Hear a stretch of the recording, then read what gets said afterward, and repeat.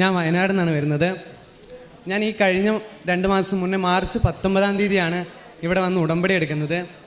ഉടമ്പടി എടുക്കാൻ വരുന്നതിനും വലിയൊരു കാരണമുണ്ട്. അതായത് എൻ്റെ അമ്മയായിട്ടൊരു 2-3 മാസമായിട്ട് ഞങ്ങൾ മിണ്ടില്ല. അതായത് നേർക്ക് നടന്നു വന്നാൽ പോലും അമ്മ എന്നോടൊരു ചോദ്യം ചോദിച്ചാൽ പോലും ഞാൻ അമ്മയോടൊന്നും പറയില്ലായിരുന്നു. വീട്ടിലെ ഞങ്ങൾ തമ്മിൽ ചെറിയൊരു പ്രശ്നം ഉണ്ടായി. അങ്ങനെ പ്രശ്നം എന്ന് പറഞ്ഞു കഴിഞ്ഞാൽ 1-2 പറഞ്ഞു തുടങ്ങി. അത് അമ്മയ്ക്ക് എന്നെയും ഞാൻ അമ്മേനെയും വളരെയധികം വേദനിപ്പിച്ചു. ഇങ്ങനെ അമ്മ വന്ന് എന്നോടൊരു കാര്യം ചോദിച്ചാൽ പോലും ഞാൻ അമ്മയോട് മറുപടി പറയില്ല. എനിക്ക് മിണ്ടാൻ തോന്നൂലായിരുന്നു. അങ്ങനെ ഒരു ദിവസം ഞാൻ തിരിച്ച് വീട്ടിൽ നിന്ന് ഞാൻ പിന്നെ ഇറങ്ങി കോഴിക്കോടിന് ഹോസ്റ്റലിലേക്ക് പോയി. വീട്ടിൽ നിൽക്കാൻ മനസ്സനുവദിക്കാണ്ട് കോഴിക്കോട് എൻ്റെ ഹോസ്റ്റലിൽ പോയി നിന്നു. അങ്ങനെ ഹോസ്റ്റലിൽ പോയി നിന്ന് കഴിഞ്ഞ് ഒരു ദിവസം അപ്പൻ എന്നെ വിളിക്കുകയാണ്. അപ്പം വിളിക്കും, ചെറിയ പെങ്ങളും വിളിക്കും. അമ്മ എന്നെ വിളിക്കാറില്ല. അമ്മ വിളിച്ചാലും ഞാൻ എടുക്കാറില്ല. അതായിരുന്നു സത്യം. അങ്ങനെ അപ്പം വിളിച്ചിട്ട് പറഞ്ഞു കൃപാസനത്തിൽ പോയി ഒന്ന് പ്രാർത്ഥിക്കുമെന്ന് പറഞ്ഞു. അങ്ങനെ ഞാൻ വീട്ടിൽ വന്ന് അമ്മേനോട് പറഞ്ഞു, അമ്മ എനിക്ക് ആദ്യം കുറേ നാളുകൾക്ക് ശേഷം ഞാൻ അമ്മേനോട് ഇങ്ങനെയാണ് പറഞ്ഞത്, അമ്മ എനിക്ക് കൃപാസനത്തിൽ പോകണം, ബുക്ക് ചെയ്ത് തരണം എന്ന് പറഞ്ഞു. അപ്പോൾ അമ്മ ചിരിച്ചുകൊണ്ട് പറഞ്ഞു ഞാൻ ബുക്ക് ചെയ്ത് തരാം എന്ന് പറഞ്ഞു. അമ്മ എനിക്ക് ബുക്ക് ചെയ്ത് തന്നു. അങ്ങനെ ഞാൻ ഇവിടെ വന്ന് കൃപാസനത്തിൽ വന്നു, ഉടമ്പടി എടുത്തു, തിരിച്ച് വീട്ടിലേക്ക് പോയി. അതായത് മാർച്ച് 19-ാം തീയതി ഞാൻ ഉടമ്പടി എടുത്തു. 20-ാം തീയതി ഞാൻ വീട്ടിൽ ചെന്നു. ഞാൻ 2 വർഷമായിട്ട് ജർമ്മൻ ലാംഗ്വേജ് പഠിച്ചുകൊണ്ടിരിക്കുകയായിരുന്നു. അതായത് കോഴിക്കോട് ബ്രൈറ്റ് വേ എന്ന് പറഞ്ഞൊരു ഇൻസ്റ്റിറ്റ്യൂഷനിൽ ജർമ്മൻ ലാംഗ്വേജ് പഠിച്ചുകൊണ്ടിരിക്കുകയായിരുന്നു. പഠിച്ചു, 2 വട്ടം പരീക്ഷ എഴുതി, B2 2 മൊഡ്യൂൾ കിട്ടി. ബാക്കിയൊക്കെ അങ്ങനെ നിൽക്കുന്നു, ഡേറ്റ് കിട്ടുന്നില്ല, അങ്ങനെ എല്ലാം വഴിമുട്ടി നിൽക്കുന്നൊരവസ്ഥയായിരുന്നു. അങ്ങനെ കഴിഞ്ഞ ഡിസംബറിൽ എനിക്കൊരു ജർമ്മൻ ഫാമിലീൻ്റെ ഇൻ്റർവ്യൂ വന്നു.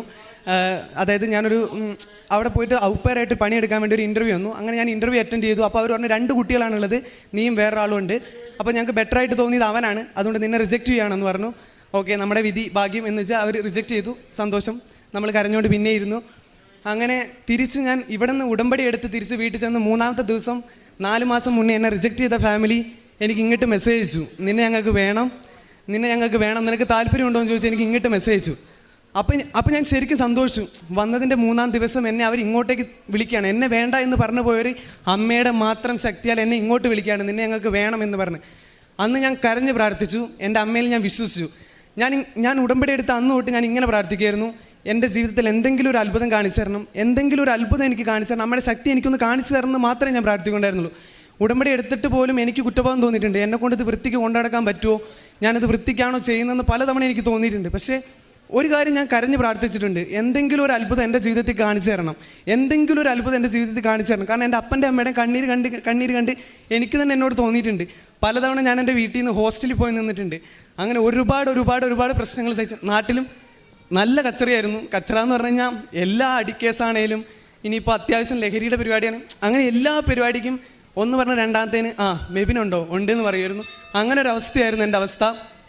അങ്ങനെ ഫാമിലി സെറ്റായി, അവരുമായിട്ട് ഇൻ്റർവ്യൂ അവർ ഓക്കെ പറഞ്ഞു. അപ്പോൾ ഇനി അടുത്തത് വിസയാണ്.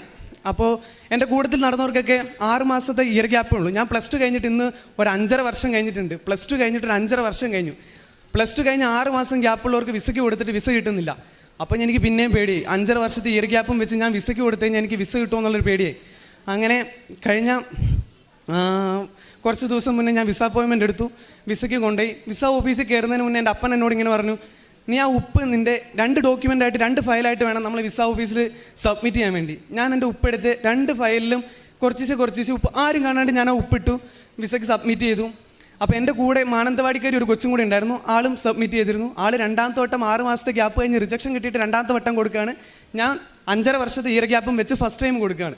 അപ്പോൾ എന്തായാലും എൻ്റെ കാര്യത്തിൽ തീരുമാനമായി, ഉറപ്പായി, ഇത് കഴിഞ്ഞു, വെടിക്കെട്ട് കഴിഞ്ഞു എന്ന് വിചാരിച്ച് വീട്ടിൽ പോയി.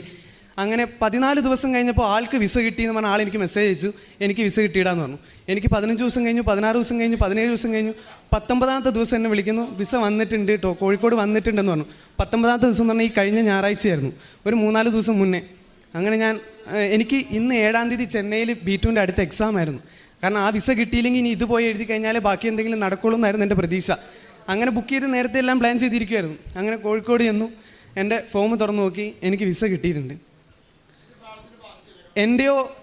എനിക്കറിയില്ല എന്നതാ പറയേണ്ടതെന്നൊന്നും. അമ്മ ഞാൻ ഇത്രയും പറഞ്ഞിട്ടുണ്ടെങ്കിൽ എനിക്ക് അതിന് തന്നിട്ടുണ്ടെന്നുള്ളതിൻ്റെ ഏറ്റവും വലിയ തെളിവാണ് എൻ്റെ കയ്യിലിരിക്കുന്ന എൻ്റെ ഈ വിസ. ഈ 15-ാം തീയതി ഞാൻ ജർമ്മനിക്ക് പോവാണ്.